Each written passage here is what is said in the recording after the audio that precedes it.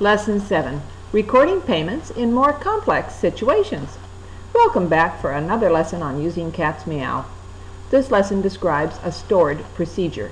That means if you follow my advice here and use these procedures for entering payments as I outline them, the various reports that depend on properly input financial data will function as intended. Can I assume you have previously watched Lesson 6 that covers the basics of entering payment data? Now we'll cover e-joins, the less typical situation. When a membership payment has been made through National, it is known as an e-join. When this happens, your affiliate receives an email from National with all the specifics needed to create or update a member record. All except the National ID number. The web ID number they provide is not useful to us. Don't bother to record it in the database. The date the membership was created will be used in place of the date on check. That's the date on the email itself. E-join, E-J-O-I-N, should be typed into the check number field. Payment to is a drop box that limits the choices to affiliate, state, and national. While you chose affiliate when the payment was being made directly to your own local organization, Lesson 6, now for an e-join, choose national by typing an N. You are done. Unless this is a new member, then use the spacebar to place a check mark in the box. Wait a minute, we skipped something, right? Yes, we left a 0 in the member amount field.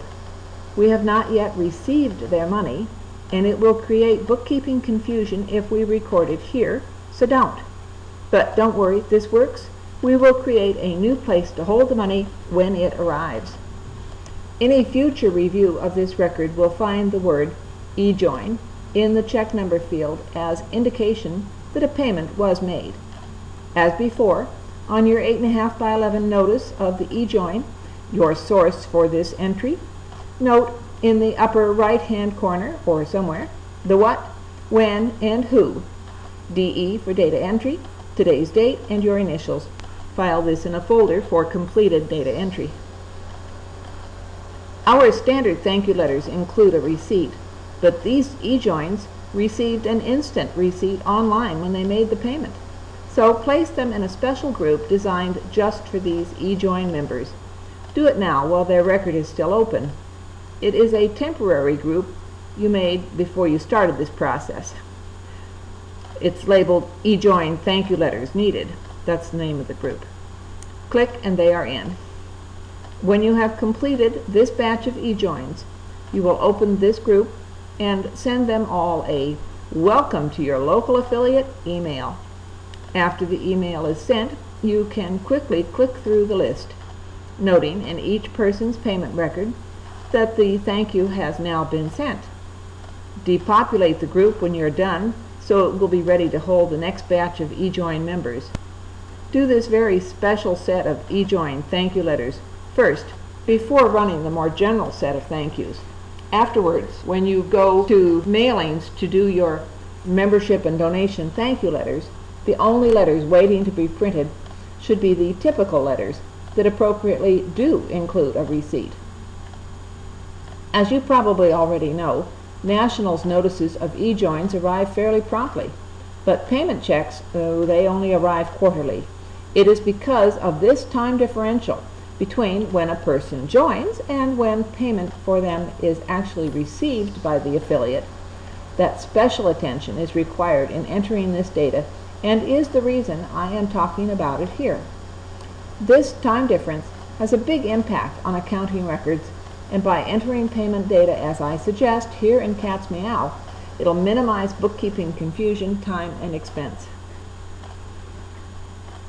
When the delayed payments for e-joins arrive, they will be in the form of a check written by your state organization. Yeah, just when you thought it was confusing enough. But distribution of these funds is, naturally enough, made through the NAMI state organizations. You will want to create that new place I talked about where all these payments will be recorded. Create a contact in the database with a name something like e-join dues reimbursement in the organization name field. make a note in the comments box that this record is just for receiving eJoin membership payments. Now, go to this Special Records Payment tab. Enter the date and number on that check, payment to affiliate, total amount of the check, and in this case, you don't need to acknowledge payment receipt. In fact, you can leave the date thank you sent field empty if you want, if you check the box that indicates no thank you is needed. See it down here? When you are entering this data in the payment record for eJoin dues reimbursement, you may also choose to go to its comments box and list who the payments were for, as in this example. Check number 44330188 on February 16, 2011 for eJoins for Jones, Smith, Ellison, Mouse. That's Mickey Mouse. A chart under the Payments Help button lays out these options. Look it over and refresh your memory on these suggestions by clicking on it when you are working in the payments field. One last complex situation. A variation on the eJoins is this. On rare occasions, a membership payment will be made directly to the state NAMI, and you will be notified. In this case, please type State Join in the check number field and choose State in the Payments To field. When the check actually arrives, that will be recorded similarly to eJoins. That is, create a second special record to hold such State Join payments. We're done. Internal reports, reports to national, thank you letters, and more depend on these various fields to be filled in consistently, correctly, and completely. There are indeed other ways to manage these non-standard payments, but none that we have come up with that work so well. For example, if the $15 received from National is placed in the member amount field and we handle it as all other membership payments, then they get a $15 receipt that doesn't reflect accurately the payment they made. And in total, it gives them credit for $50, which isn't correct either. This method keeps the money accurate and eliminates the need to go back and re-enter financial data in all of those separate records at a later date.